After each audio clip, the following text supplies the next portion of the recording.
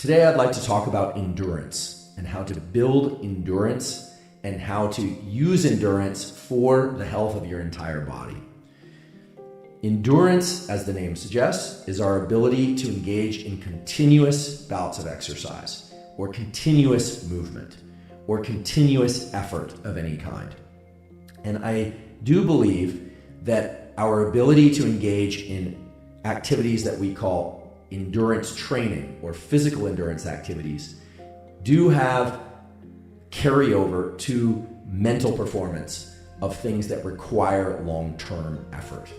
I'll touch on that at the end and why there's reason to believe that there's a biological crossover between those two things. I don't think it's simply the case that if you train yourself to be a strength and speed athlete and to do short bouts of exercise that are very intense, that you can only do mental work that's of short bouts and very intense.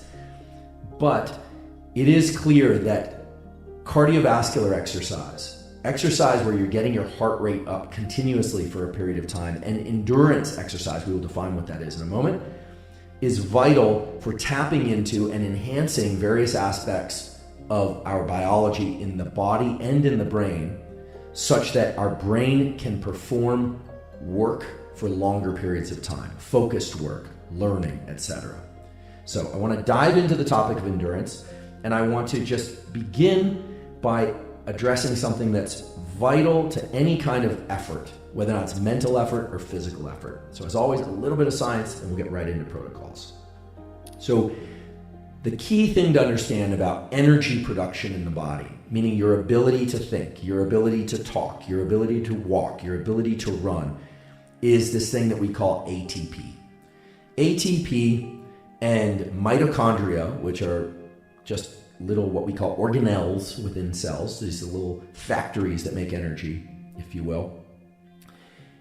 ATP is required for anything that requires energy, for anything that you do that requires effort. And there are different ways to get ATP. And we have been gifted as a species with the ability to convert lots of things into ATP. We can convert carbohydrates, literally the kinds of carbohydrates. You eat a bagel, you eat a piece of pizza. Pizza usually is dough and it has cheese and some other things. Costello here has been talking about pizza. Costello loves pizza, by the way. Eating a piece of pizza, it gets converted into various things, fatty acids from the fats, glucose from the bread, and those things get converted into ATP within cells through things like glycolysis, things like lipolysis. I talked about this in previous episodes.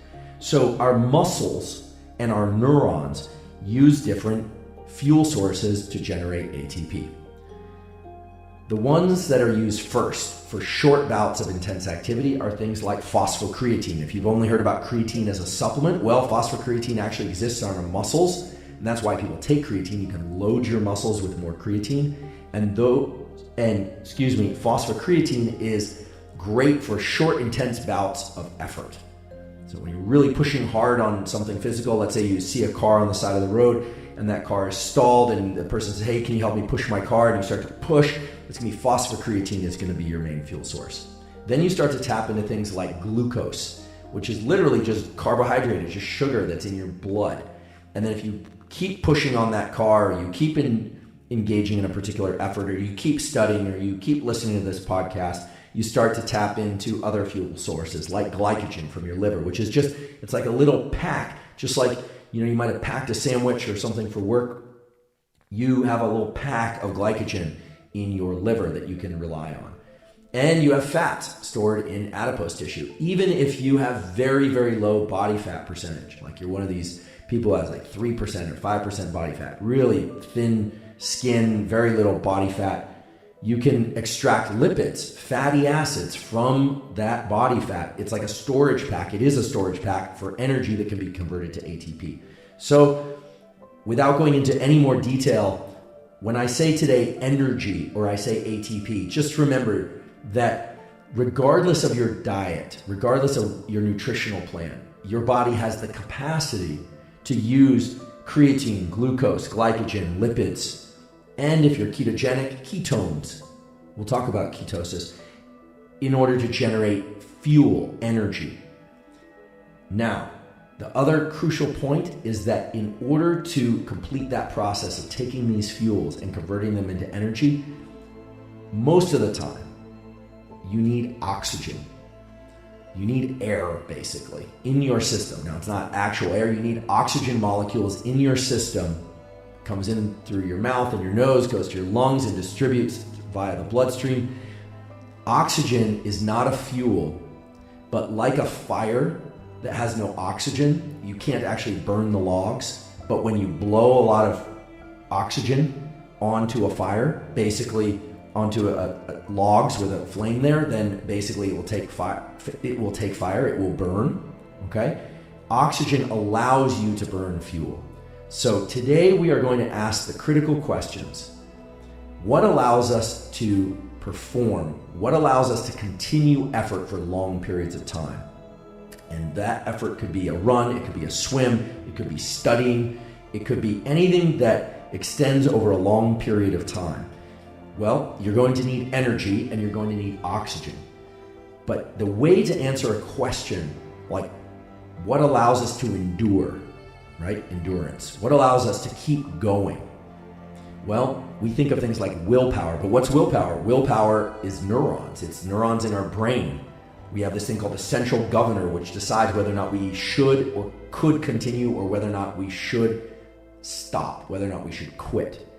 Okay? So whether or not you're somebody who has a lot of what we would call resilience and endurance, or whether or not you're somebody who taps out early and quits early or can't handle frustration, that has to do with your fuel utilization in specific neurons. So we have to ask the question, what is the limiting factor on performance? Right? So instead of saying what allows us to endure, we should say what prevents us from enduring?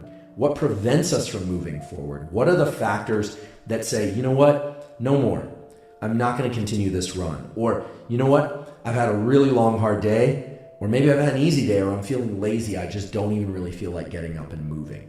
So what we're going to talk about today actually gets right down to the heart of motivation and fuel use, motivation and fuel allocation. And we are going to talk about specific training protocols that you can follow that have carryover between the bodily systems of running, swimming, etc., and the way that your brain works. So let's talk about endurance by asking first, what are the limiting factors on endurance? What stops us?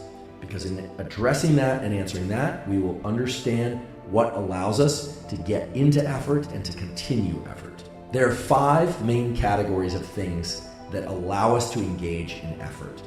And they are neurons, nerves, muscle, blood, things in our blood, our heart, and our lungs. I don't want to completely write off things like the immune system and other systems of the body, but nerve, muscle, blood, heart, and lungs are the 5 that I want to focus on today because that's where most of the data are. As we go forward into this, I want to acknowledge Dr. Andy Galpin, who, as with the last episode, has been tremendously helpful and informative in terms of the exercise physiology. He is a true expert. He has a laboratory. He's a full professor who does work on muscle biopsy, who understands the science, but who also works with athletes and works with recreational athletes, professional athletes, really understands at a variety of levels how all these systems work. He's the person I consulted with about today's episode, although I did access other literature as well, and I'm going to mention a key review for any of you aficionados who really want to get down into the weeds. But I encourage you, if you want more detail, to check out Dr. Andy Galpin's YouTube page. I think he's also on Twitter. He's definitely on Instagram. His content is excellent, and he really understands. I have learned, and I really believe that an intellectual is somebody who understands a topic at multiple levels of specificity, of detail, and can communicate that. And Andy is a true intellectual of muscle physiology and performance. And if you hear the word intellectual and you kind of back up and cringe from that, understand that he's also a practitioner. So thank you, Andy Galpin, for your support in these episodes, and we hope to have you as a guest on the podcast soon.